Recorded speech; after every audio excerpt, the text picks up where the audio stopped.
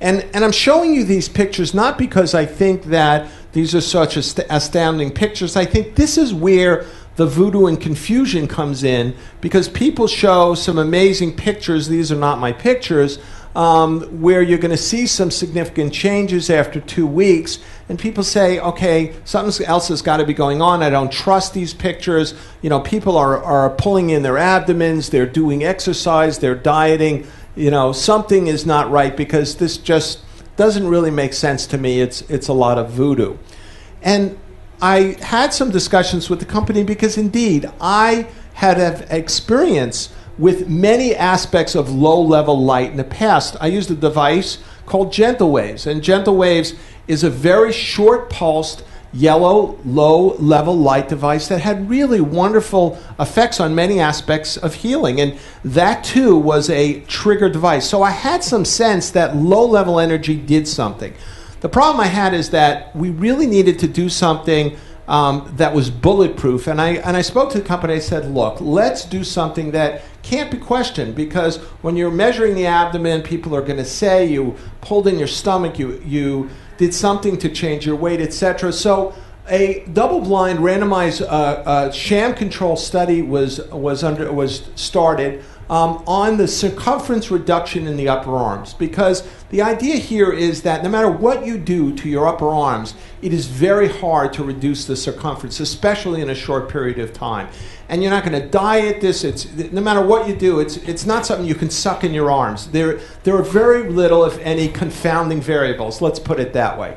So the idea and rationale was that there are some proven mechanisms, there are multiple clinical trials, the doubts remain, how could it possibly be effective, how could we deal with these confounding variables, and I think that this is a really nice aspect because diet doesn't affect it, and these are measured blindly by a separate person with a zip device that I'll show you, which takes away all the subjective control. 40 patients, 20 treatment, 20 sham, double-blind, randomized, sham control study, no diet changes, no supplement, 6 treatments, measurements at baseline, 1, 2, and 4 weeks. The inclusion was male and female. It was about 19 female, 1 male for this. BMI 20 to 35. No other treatment. They had to be willing to abstain from any other treatment, any other study procedure, maintain their regular diet and exercise regimen without changing a thing. Lots of exclusions. Anybody who had anything, both medically or by any other method that would confound this, we just kept them out of the study, basically. This is the tape measurement. It's a pressure sensitive. It kind of zip tights in specific ways. So the measurement was really very objective and not subjective. We did a midpoint evaluation at 1 week, study success endpoints at 2 weeks, post-procedural evaluation, and we looked at arm circumference in the midpoint, BMI, success criteria, which was greater than a 1.5 centimeter reduction in each arm, subjective criteria, and post-procedure BMI and circumference. Okay, results. First of all, here are the 2 test groups. Statistically, there was no difference in age, ethnicity. It was a mixed ethnicity, and the body mass index was essentially the same for both groups. This was very interesting. This is the primary outcome. Remember, it's patients with an endpoint of 1.5, that's a typo, 1.5 centimeters or greater for each of the right or left arm. And to be successful, it had to be 35% greater, but indeed, 60% of the patients in the treatment group, 0 in the placebo group, met this criteria. And that's highly statistically significant. What's more interesting is this graph. This shows the change at each time for both arms. So in the sham group, what you see is there was virtually no change, but what you see consistently is down to week 2, about a 4 centimeter change, overall mean change in the test group.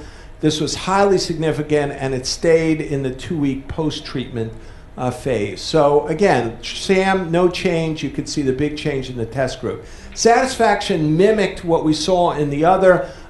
Very satisfied here. This is the satisfied test group, 80% in the test group versus 35% in the non-test group. There was no dissatisfied in the test group and 20% in the placebo group. So patients seemed to know something happened in the test group, even though they would have no idea which treatment they got. This is the, okay, wait, come on, there we go. The extent of change, what you're going to see here is that in the test group, you have 85% who felt they were improved versus only, I think it's 35%, and no change, only 10% in the test group and 65% in the placebo group. So again, patients noted this. Expectations here, same, better than expected, much higher in the test group, worse than expected, almost exclusively in the placebo group.